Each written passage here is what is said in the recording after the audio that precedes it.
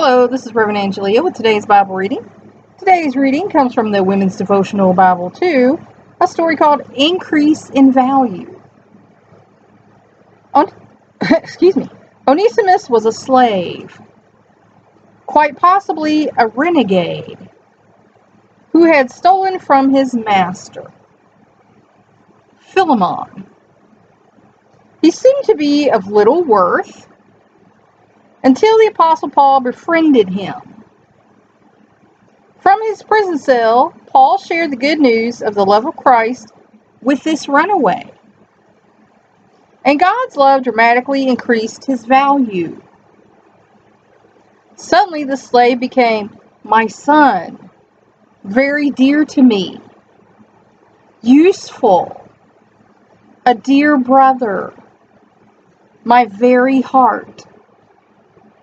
Do you know people who feel and act as though they aren't worth much? People enslaved by sin, bad habits, weakness, or self-loathing.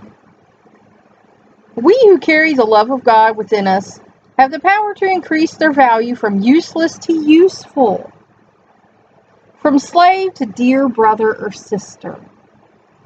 This is the joyous privilege of friendship in Christ. And that was written by Susan Linsky. Now, I just want to touch on that.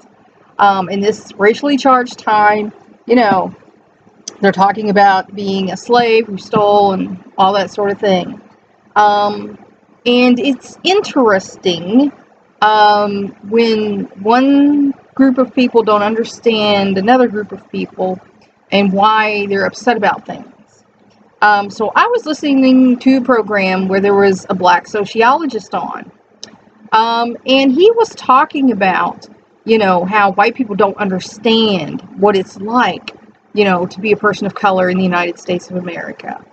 And I've heard a lot of stuff and, but what he said, I understood. It was very articulate and I got it.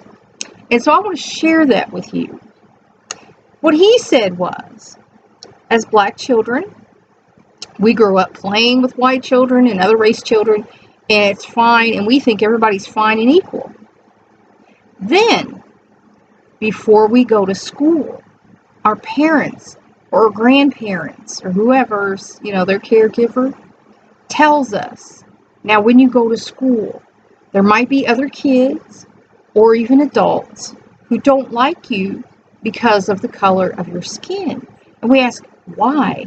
And they say, because, back in the day, we were slaves. And some people wish we were still. So he said, that's trauma number one, before we even get to school.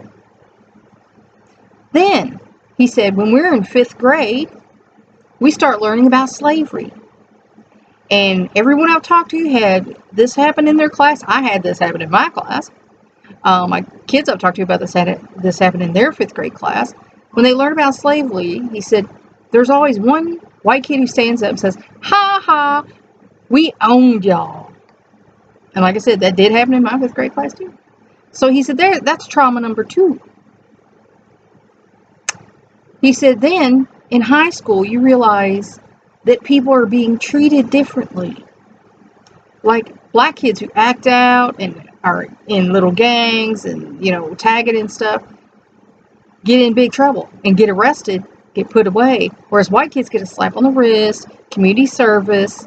And he said, and if you escalate to stealing, things like that, again, community service, for the white kids. Some of the black kids get shot and killed. He said, so before we're even adults, we've been traumatized 3 times. That's not counting if we were physically, verbally, emotionally abused at home, which a lot of that does happen. So when he said that, I understood what he meant, that it's traumatic just to be black in the United States of America. So, we have our slave here, stole from his master. He might have felt like, his master deserved that, because of things that had happened to him. But I'm saying, Slavery is not, never has been, in the whole history of the world, right. We're all created equal by God, and no group of people has a right to take another group of people and enslave them for their own personal gain. And that's usually what it is, free labor for their own personal gain. So, that's all for now. Until next time.